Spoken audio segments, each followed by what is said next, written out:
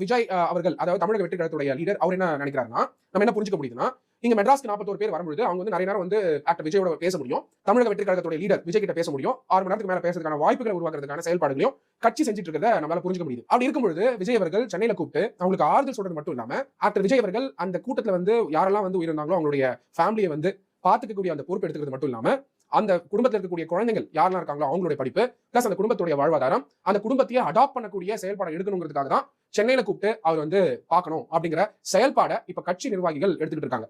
இதுக்கு 2 காரணங்கள். ஏன்னா கரூர் பொறுத்த வரைக்கும் போலீஸ் டிபார்ட்மெண்ட் கான்ஃபரன்ஸ் கொடுத்தாதான் விஜய் அவர்கள் டிராவல் பண்ண முடியும்.